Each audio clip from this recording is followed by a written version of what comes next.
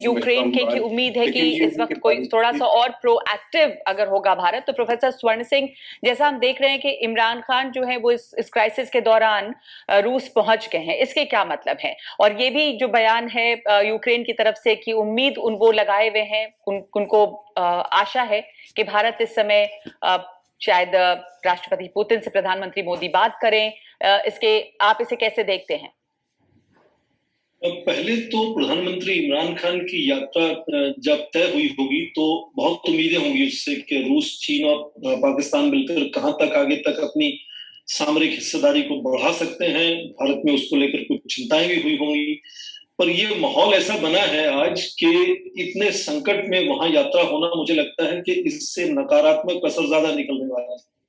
जाने से पहले प्रधानमंत्री इमरान खान ने खुद कह दिया कि इस संकट का उनसे कोई लेना देना है नहीं और वो किसी भी तरफ जुड़ने की कोशिश नहीं करेंगे।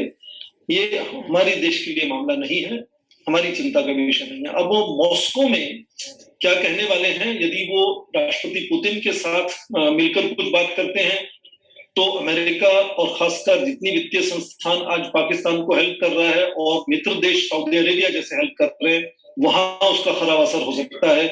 और यदि कुछ नहीं कहते हैं तो जाहिर है कि यात्रा अपने आप में असफल नजर आएगी। और क्या उनकी पहले मुलाकात हो पाएगी या नहीं, ये भी तय नहीं है। वो कल शाम से वहां हैं और आज 2 बजे वहां के लोकल समय में पहली उनकी बात राष्ट्रपति पुतिन से होने वाली थी। आप समझ सकती हैं कि वो करीब 20-22 घंटे वहां है उसी शहर में, पर मुलाकात नहीं हो पाएगी। ये शेड्यूल है उनका। अब उनकी मुलाकात कितनी देर तक होगी, राष्ट्रपति पुतिन का ध्यान कहाँ होगा उस वक्त, तो ये इस माहौल में मुझे लगता है कि यात्रा के सकारात्मक नहीं बल्कि नकारात्मक असर निकलने वाले हैं। और दूसरी जो भारत को लेकर आपने अपील की बात की कि यूक्रेन के यहाँ राजदूत हैं, उन्होंने कहा कि भारत देश को, और खासकर उन्होंने ध्यान प्रधानमंत्री मोदी के व्यक्तित्व जो है उसकी तरफ और उनकी जो अपनी व्यक्तिगत साख है अंतर्राष्ट्रीय स्तर पर या दोस्ती है राष्ट्रपति पुतिन के साथ और रूस के साथ, उसको लेकर उन्होंने कहा कि भारत को कुछ ना कुछ इसमें योगदान देना चाहिए। तो मैं ये कहूंगा कि पहले तो भारत जो एक अपना विचार हमेशा सामने रखता है, पहले से इतिहास से ही, पर आप भी यही कहता है कि सैन्य शक्ति पर अंकुश होना चाहिए, सबकी सुरक्षा होनी चाहिए, बातचीत होनी चाहिए। ये जो 15 से 20 मिनट आप देखते हैं नेशनल टेलीविजन पर यूक्रेन के राजदूत को समय दिया गया है, एयर टाइम दिया गया है, ये मुझे लगता है सक्रियता, मुझे इसमें सक्रियता नजर आती है। तो ध्यान यहाँ होना चाहिए कि वो चाहे अफगानिस्तान के लोगों को सहायता हो तालिबान से बिना अपनी बातें मनवाए, या यूक्रेन के लोगों की आज भय की जो समस्या वहां है, भारतीय लोग जो फंसे हुए हैं, तो यूक्रेन किस तरह से इसको लेकर परेशान है या वहां नुकसान हो सकता है, भारत उसकी तरफ सीधा ध्यान दिलाने की इसमें कोशिश करता है। तो मुझे लगता है ये जो एयर टाइम आज 15 से 20 मिनट मिला है यूक्रेन के राजदूत को भारत के टेलीविजन पर, नेशनल टेलीविजन चैनल पर, उसमें मुझे थोड़ी सी सक्रियता नजर आती है कि भारत ध्यान दिलाना चाहता है कि ये जो ऑ एंड शॉक स्ट्रेटजी चल रही है पिछले 24 घंटों से, इसको ज्यादा दूर तक नहीं जाना चाहिए। और चाहे वो कंसेशन देने पड़े पश्चिमी देशों को या कुछ और तरह से सीधी बातचीत जेलेंस्की, राष्ट्रपति जेलेंस्की और पुतिन से हो, इसका कुछ ना कुछ कम से कम स्थिरता वहां लौटनी चाहिए। और यदि पिछले 20 साल में देखें तो पीस कीपिंग फोर्सेस हमेशा इस तरह से, चाहे वो ट्रांसनिस्टर हो या अब्खाजिया हो, साउथ ओसेशिया हो या फिर क्राइमिया हो, ये पीस कीपिंग फोर्सेस मुझे लगता है यदि इतिहास कुछ हमें सिखाता है तो बनी रहेंगी।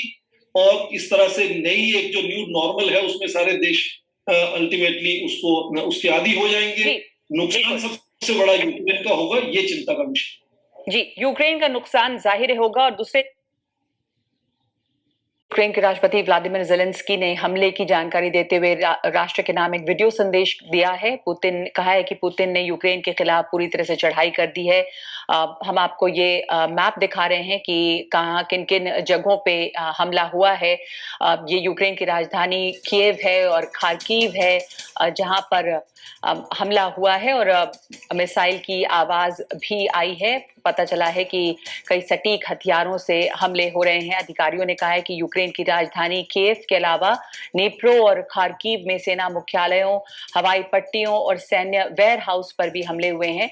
यूक्रेन के राष्ट्रपति ने कहा है कि रूस ने उनकी सीमा पर लगभग 2 लाख सैनिक और हजारों बख्तरबंद गाड़ियों को तैनात किया है।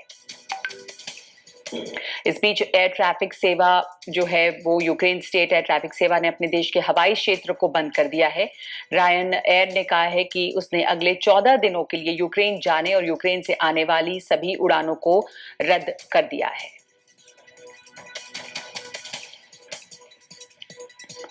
और हम इस पर चर्चा कर रहे हैं और लगातार कि आखिर इसकी इस समय वजह क्या है। जो यूएन की अपील है वो भी नाकाम रही है। स्वर्ण सिंह, आपसे जानना चाहूंगी कि रूस जो है वो किस ओर बढ़ रहा है। ये जंग छिड़ गई है, लगातार चेतावनियां आती रही पहले, तो क्या इसका इमीडिएट प्रोवोकेशन था? क्राइमिया पर कब्जा था, हम जान रहे हैं। रूस ने कहा लगातार कि नेटो जो है वो बढ़ता गया है और उसको सुरक्षा को खतरा लग रहा है।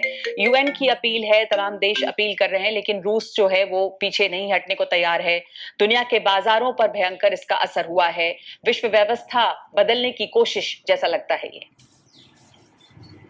जैसा हम सभी जानते हैं कि रूस न केवल वीटो विल्डिंग परमानेंट मेंबर है सुरक्षा परिषद में, उसके साथ साथ फरवरी में वो अध्यक्ष भी है संयुक्त राष्ट्र सुरक्षा परिषद का।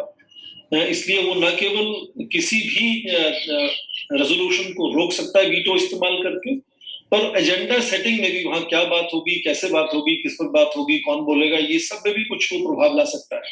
तो इसलिए उसको सुरक्षा परिषद से या संयुक्त राष्ट्र से कोई भी परेशान होने की मुझे लगता है कारण है नहीं। पर जैसे आपने अभी अपने एक मैप में दिखाया कि कौन कौन से शहर हैं यहाँ पर हमले हुए हैं, तो रूस के नजरिए से रूस कहता है कि वो यहाँ से जो इलाकों में उनको बुलाया गया है उनकी पीस कीपिंग फोर्सेस को, और जो दो पीपल्स रिपब्लिक है लुहांस्क एंड डोनेट्स्क, उनको कहां से यूक्रेन की सेना से खतरा हो सकता है, वहां प्रिसीजन एम्यूनिशंस इस्तेमाल करके और सैनिक ठिकानों पर उन खास चीजों को उन्होंने हताहत किया है। पर इस नक्शे में एक बड़ी मजेदार बात आपने नोट की होगी कि जो एक बड़ी नदी दिनीप्रो, आपने अभी उसका जिक्र भी किया, जो इसको पूरे देश को उत्तर से दक्षिण में, उत्तर में कीव और दक्षिण में ओडेसा शहर को मिलाती है, तो ये 1/3 यूक्रेन जो है ये एक तरह से अलग हो सकता है, ऐसा भी कुछ विशेषज्ञ कहने लगे हैं कि